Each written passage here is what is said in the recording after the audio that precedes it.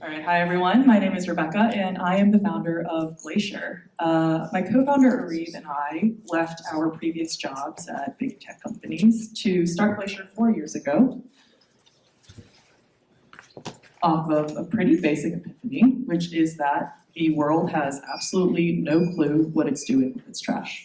I think half of the people in the audience right now are probably holding containers of some sort. I myself partook in some sparkling water earlier, and my plastic cup is sitting right there. But very infrequently do we actually think about where all of that stuff goes after we throw it out, right?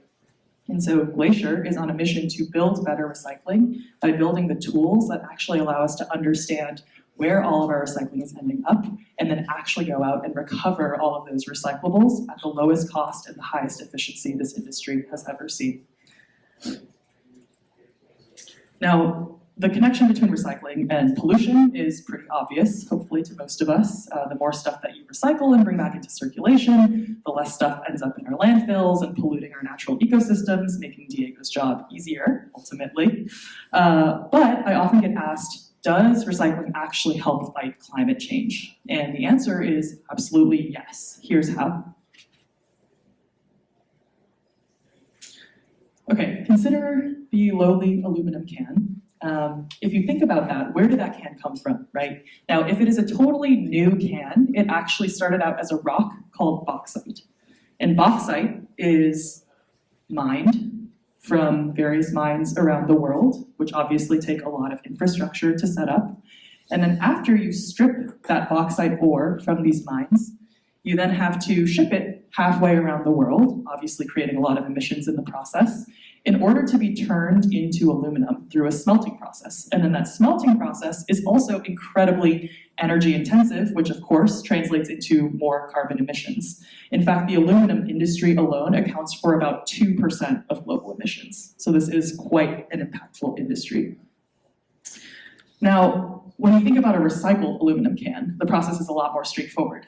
Basically, you toss your can into a recycling bin, it gets taken to a recycler who shreds it, melts it down, turns it into a structurally identical aluminum can, but that whole process saved 95% of the energy that would have been consumed to make that new can. And this type of recycling math is true for pretty much all of the commodities we put into our bins, right? Paper, metals, plastics, you name it.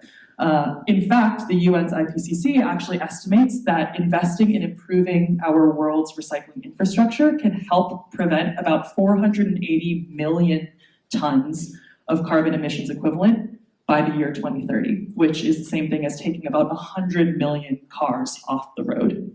And the great thing about recycling, of course, is this infrastructure already exists, right? We just have to figure out how to leverage it to actually achieve that impact. So you're not talking about moonshots that might take decades to implement. We can start making that impact today. Unfortunately for us, this infrastructure does leave a certain amount to be desired. So can I get a show of hands? How many of you guys have been inside a recycling facility before? Okay, not bad. Bay Area is usually pretty good about these things. So it's about half of the folks in this room. For those of you who haven't been, I highly recommend you go. If you go into a recycling facility, also known as a MRF or a materials recovery facility, this is what you're going to see. Fundamentally, the backbone of our recycling system is just people standing next to conveyor belts, spending their days sorting our trash, right? There are some pieces of equipment in there, but ultimately, this is what makes the whole thing run. You can imagine that this is problematic for a number of reasons. Not only is this an incredibly tedious job, but it is also extremely dangerous. It's actually twice the injury rate of construction. I actually ask every facility I visit, what's the weirdest thing that you found on the conveyor belt? And you can imagine the answers are varied and extremely alarming. A very strange and frequent answer I get is actually hand grenades.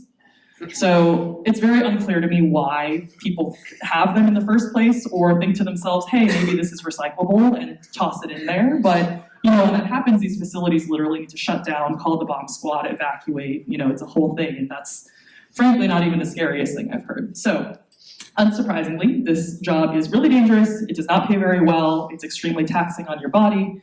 There's a huge and quickly growing labor shortage, and if we can't find the people to do this work, then stuff just doesn't get recycled unless you can build technology to actually do this task. And that's exactly what Glacier is doing. So, enter Glacier's technology. We are building two core technologies here. The first is AI, to actually visualize everything that's passing through in the recycling stream. So our AI can already currently identify about 92% of commodities that would show up in a typical curbside bin. And we can do two things with that data. First is we can provide a never-before-seen data set on what is actually getting recycled. Not whether the bottle you're holding is technically recyclable, but where it actually ended up. And secondly, of course, we can use that data to tell our robot downstream, this is a can, you should pick this thing up and you should sort it into the right location automatically. So let's focus a little bit on the AI algorithm first. We are currently able to identify 19 different commodities, including different grades of plastic, aluminum, paper, cardboard, you name it. And while this might sound fairly trivial on the surface, it's actually incredibly complicated because we are playing very much in the longest tail of data. Now imagine if I just made a computer vision model, even just for aluminum cans, right? You have to identify Pepsi versus Coke versus LaCroix cans. You have to identify smushed cans, ripped cans, torn cans, cans stuffed into paper cups, even cans that are punctured and spraying beer everywhere as they pass through the conveyor belt, which actually happens more often than you would think. And then you multiply that complexity by all of the different types of packaging that are already on the market and coming out every single week, right? And suddenly you have this astronomical AI challenge where you are literally trying to identify an infinite set of items, and that is what we are working on at Glacier. Now, once you get the AI and the robot working, which of course is no small feat, you get something like this. But usually a little bit less jerkily than you're currently seeing here. So this is actually one of our robots at a Bay Area recycling facility. Upstream, so not really in our field of view, is that camera that's identifying everything going down the belt. In this case, the robot is picking PET thermoforms, and that is these molded food containers like deli sandwich clamshells and blueberry trays, and it's throwing them into that chute. You can see it's complementing the work of a person that's actually doing a similar sortation job downstream. The reason this sorting is important, in case I didn't mention it earlier, is because in order to actually make anything useful, you have to make sure that you hit a specific purity rate, right? So if I'm gonna sell a manufacturer a bale of plastic, I need to make sure that 99% of that stuff is actually the right plastic and not just diapers and hand grenades, right? So this sortation task is actually incredibly important to getting any recycling of value out of our waste stream. Now, when we think about what Glacier is doing, obviously the robot is really cool to look at. I find it weirdly relaxing after a long day to just sit there and watch something picking. But there's this really cool data piece that we're working with too, right? And our ultimate vision is to use that data to be that central source of truth for everyone in the circular economy, because that information just doesn't exist today. So I'll give you a few use cases to kind of illustrate this. The first is, of course, recyclers, who are our core customer today. Right now, these recycling facilities are totally flying blind when it comes to data. I'll give you an example, which is one of our AI customers, before he found Glacier, wanted to know something as basic as what percentage of stuff coming through my facility is aluminum versus plastic versus paper. And the way he chose to do that was literally to mount a GoPro above one of his conveyor belts and then hire someone to just sit there and manually count things on the live stream, right? So complete paradigm shift from that to a camera that can literally tell you second by second or year by year the exact item count of every type of item that came down the line.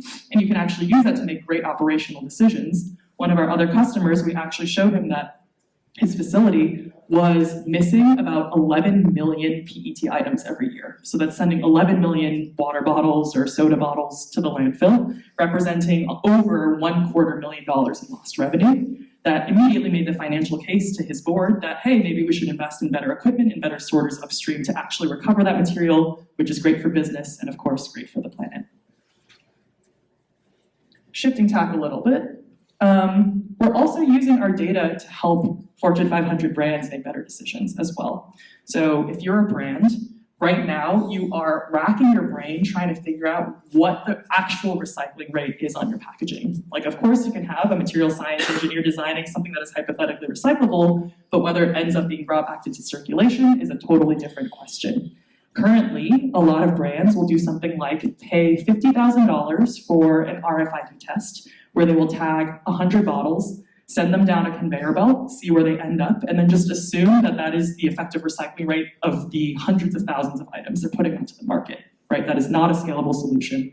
What we're doing is actually helping brands get a baseline on where all of their packaging is ending up at scale. And then when they start making different tweaks to their design or trying different types of approaches to their packaging, we can actually tell them whether it is successfully getting recycled or not. And then finally, I think a lot of folks that are involved in the circular economy know that one really big question looming over this whole ecosystem is, how is the government going to get involved? If you're following what's happening in the EU or in Canada, you know that EPR, or extended producer responsibility, is already in place there. And in fact, it's already in the US. Packaging EPR has passed in 4 states, including California. And what this means is that finally, producers are going to be tasked with figuring out how to make their stuff more recyclable.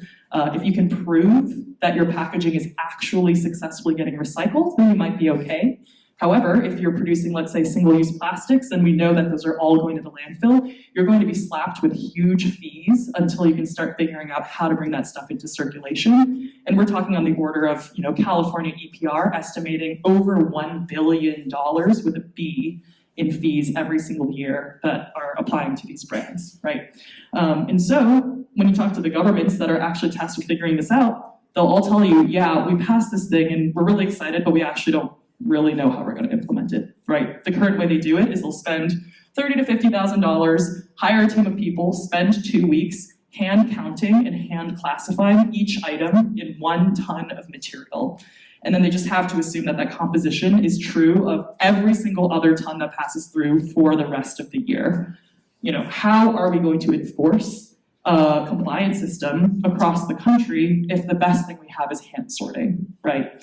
And I think you know where I'm going with this. Of course, Glacier's AI can basically provide this real-time heat map across the entire country of where all of these different items are ending up, which actually allows recyclers, governments, brands, consumers like you and me to actually make decisions based on what we know about a packaging's recyclability.